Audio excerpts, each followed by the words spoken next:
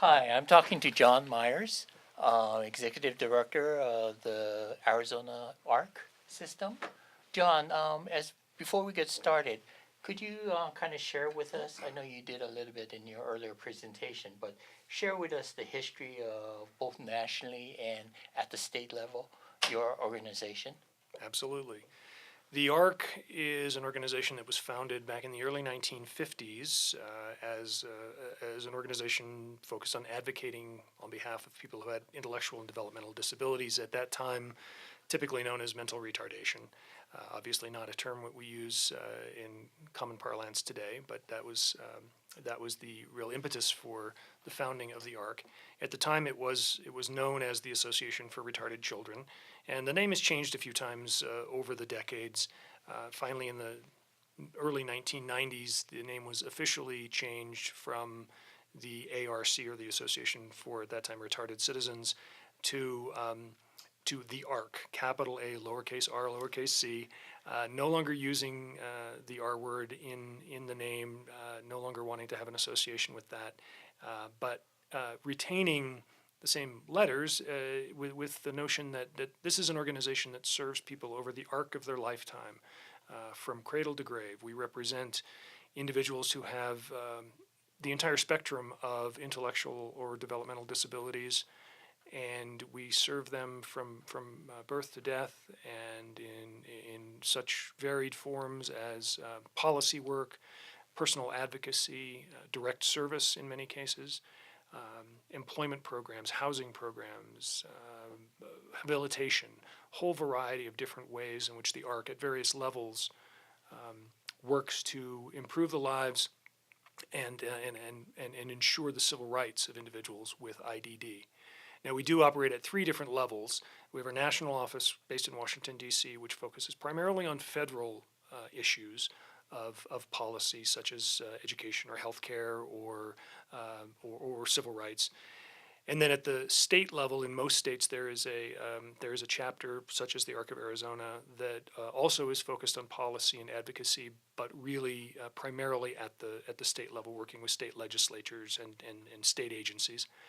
And then, again, in most states, we have local chapters scattered around the state in various communities that primarily are direct service providers. Not always. Some are advocacy-only chapters, but the vast majority of them are direct service providers and typically operate on contract with the state DD agency, whatever it may be called. Mm-hmm.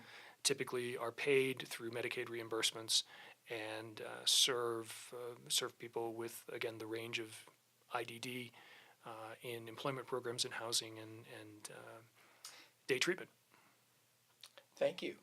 As the primary advocate for people with intellectual disabilities in our state, where do you see the challenges we face moving forward? Well, the simple answer to that is always that probably our biggest challenge is funding. Many of the programs, particularly for the chapters that are direct service chapters, most, maybe in some cases, in most cases, all are funded by government reimbursements. And as we know, we live in times where funding is in peril in some places.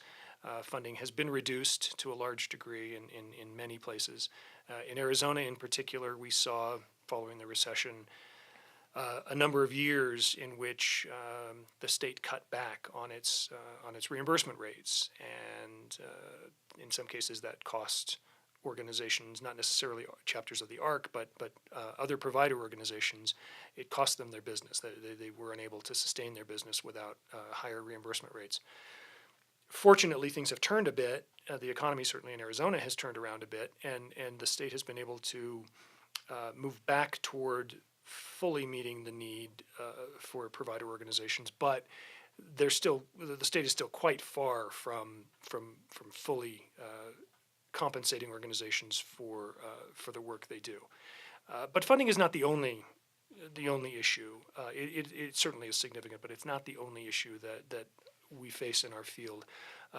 There are what I would consider to be threats to the civil rights of individuals with disabilities, and we saw that as recently as the 2017 legislative session in which a bill was passed that would institute what we call a notice and cure period for people who want to take legal action based on the Arizonans with Disabilities Act and a failure on the part of a business or a public accommodation to comply with the strictures of that law. By instituting this notice and cure period, business owners are guaranteed that before any legal action can take place, they are provided a time period to remedy any failures to comply with the law.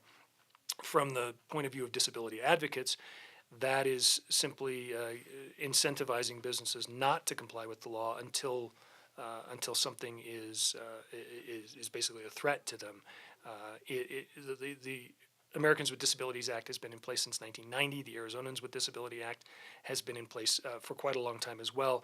It's our attitude that by now those accommodations should be accessible, and that people should not be given a reason to wait even longer to come into compliance with the law. We face, still today, face attitudinal barriers.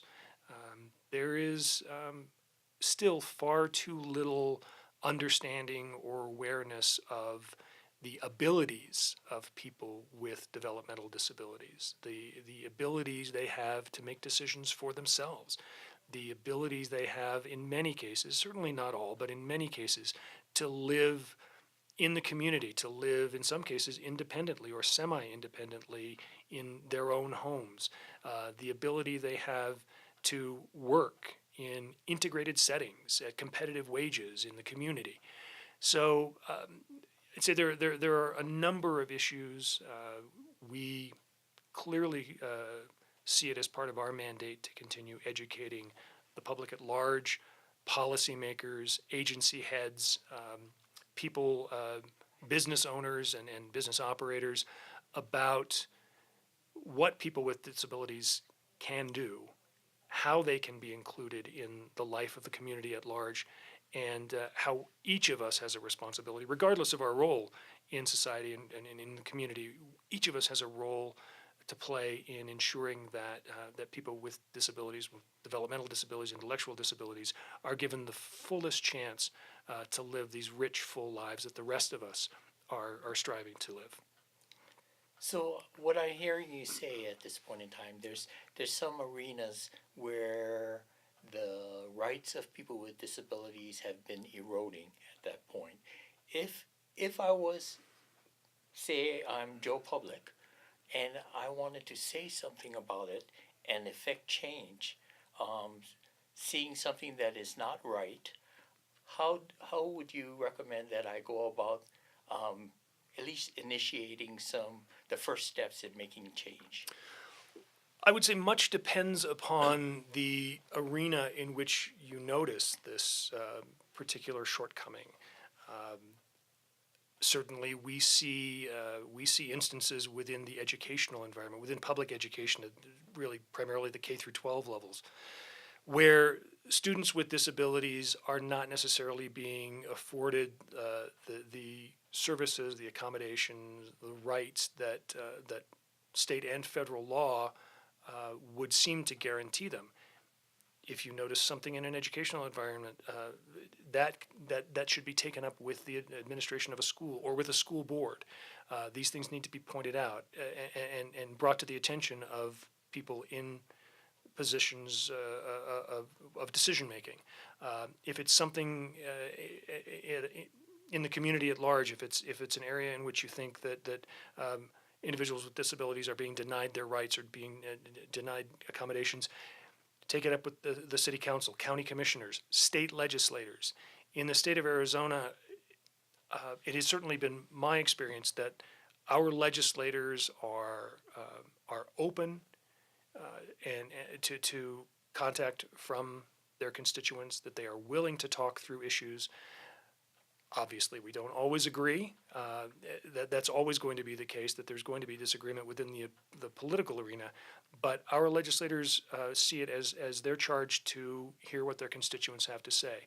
And they will take time to listen to people who want to come to them with issues. So whether it be at any level from as I mentioned, from a school board to a city council to a county to the state, wherever you may see something that you think is unjust or unfair, that is not offering people with disabilities the opportunity to live a complete life, bring it up with the appropriate authorities, bring it up with the appropriate policymakers, and make them aware of it.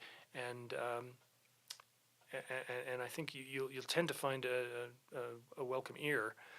And if that doesn't succeed, then take it to the next level and persist.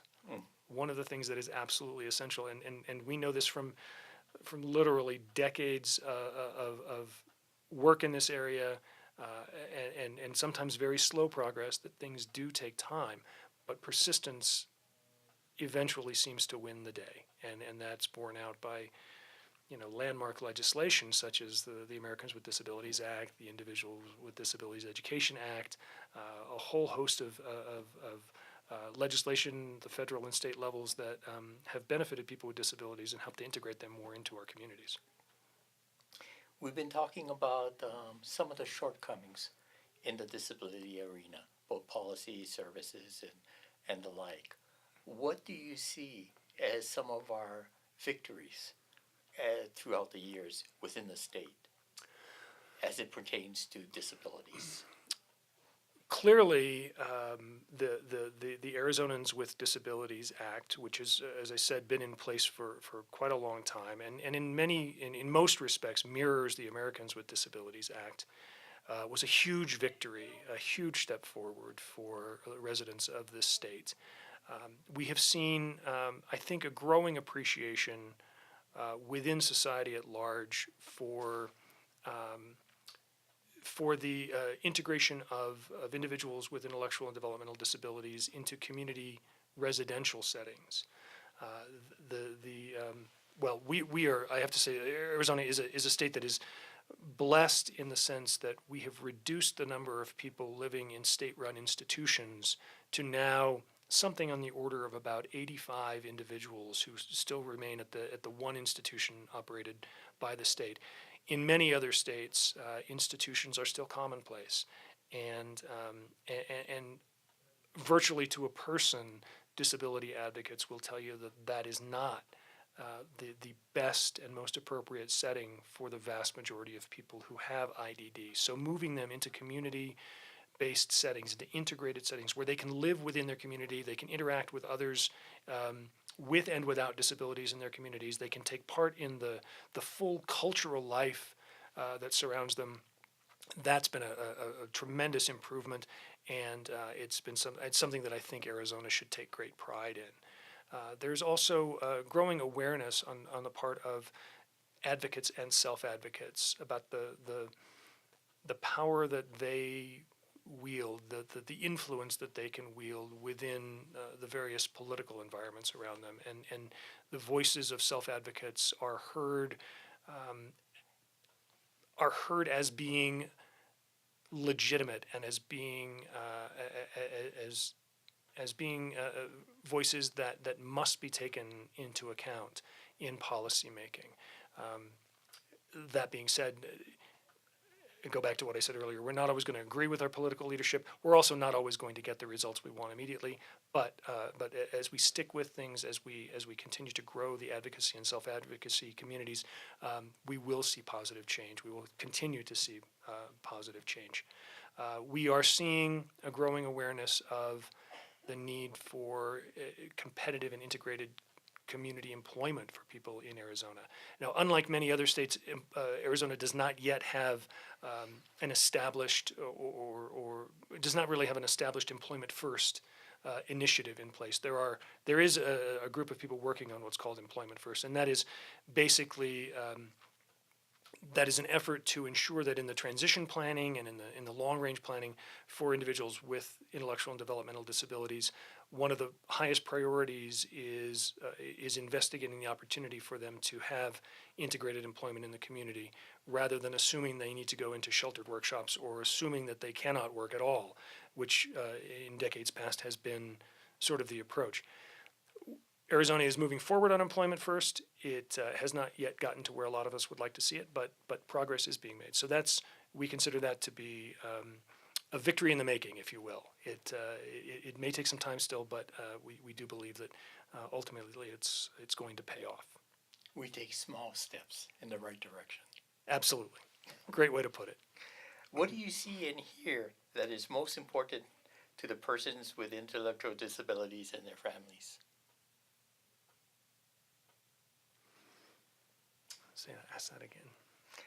What do you see and hear that are most important to persons with intellectual disabilities and their families? I think what we're seeing and what we're hearing that really makes an impact on the families of people with disabilities is that there is opportunity for them. That more and more employers, for example, are willing to have a more open mind about employment possibilities for their loved ones. That research is being done on ways to improve the lives of people with IDD, whether it's through technology or through new ways of teaching or better methods of ensuring that their futures are planned for.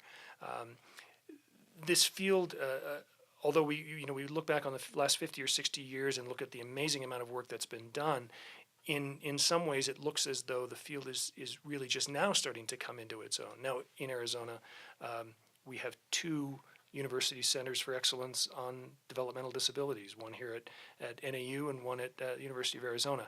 The fact that we have these 2 organizations doing research, looking into better ways to serve the DD population, better ways to integrate the DD population, that is that's a huge step forward. That's a major victory for this state. And when we share the kinds of information, the kinds of research, the kinds of results that are coming out of the USEDs, that are coming out of other research programs, that are coming from national organizations, sometimes families are amazed. These are families who are involved with the DD system on a daily basis, but may not be aware of all that's being done to try and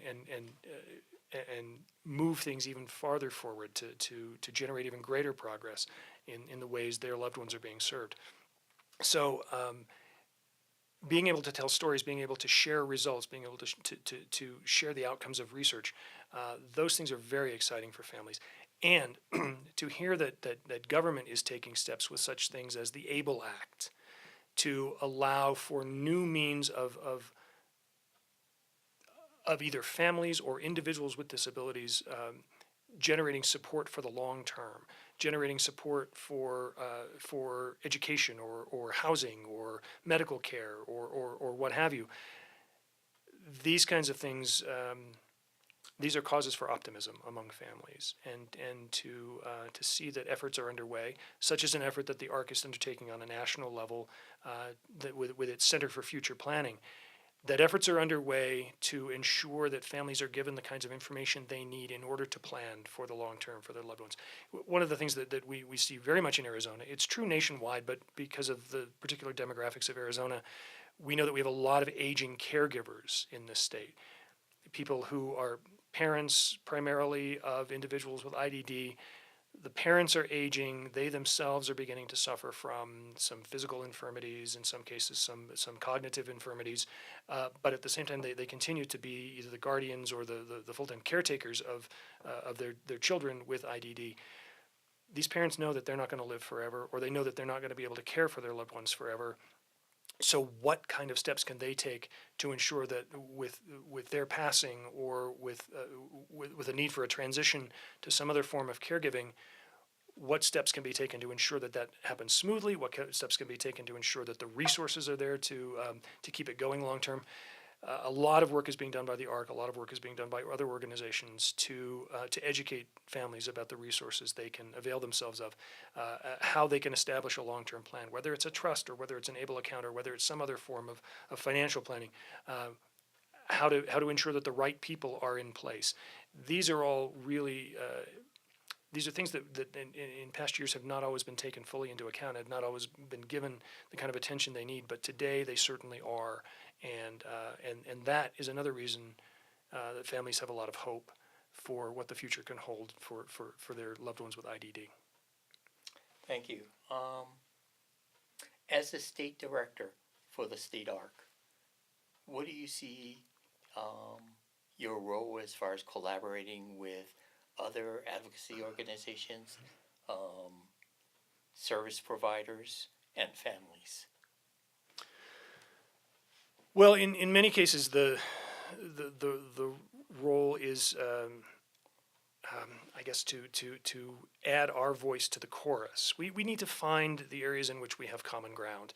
And within the disability community in Arizona, I think there's a tremendous understanding between the various players on where we do have common ground, where we can come together, collaborate, communicate messages to the public, communicate messages to our policymakers, and really advocate for the kind of either continuation of services and supports or change within the system that's necessary to do justice to the people we serve.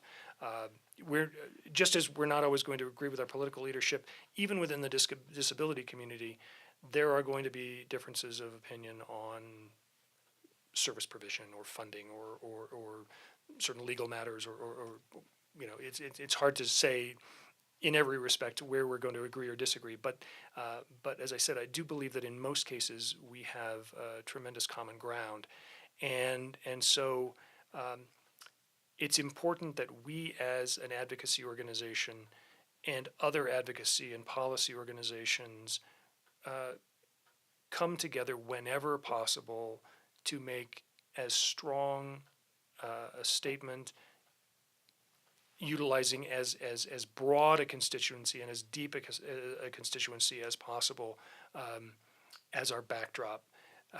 The disability community, the number of people with intellectual or developmental disabilities in Arizona alone is somewhere on the order of 125 or 130,000 people. It's not an insubstantial number, and that means that the state, the organizations like ours, have a duty to look out for these folks, to serve these folks, to assist these folks, and along with them to make our voices heard.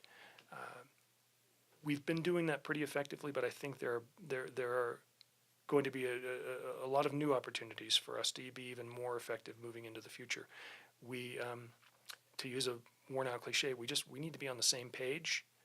We need to utilize every opportunity we can find to come together and make this collective voice heard. Thank you. This is my last question. All right. What question or questions did you wish I had asked that I did not ask you? Oh, well, that's a tough one.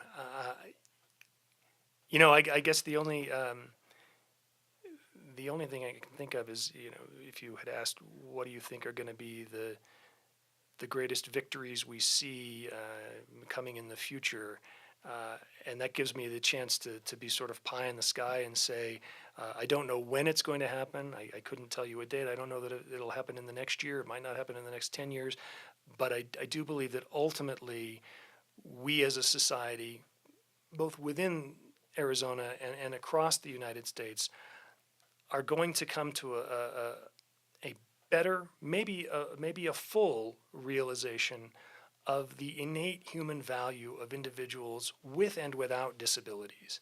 And we are going to come to value individuals who have intellectual and developmental disabilities to a degree that we still fall short of. Ultimately, I can see a day when we are going to fully integrate all people of all abilities or disabilities into a society that's much, much stronger, much richer, much more supportive than we see today, because we will come to that realization that each of us has value. Each of us contributes to the life of the society. Each of us contributes to those around us, regardless of where we were born or what color our skin, or whether or not we have some kind of cognitive or developmental disability. That's my dream. I think that's the dream that most people who work in this field have. that's the day we will see, and that it'll happen before we're long gone. You're right. I wish I had asked that question. Anyway, thank you very much for your time and that you spent coming to Flagstaff and speak to us. Thank you very much. I appreciate the opportunity.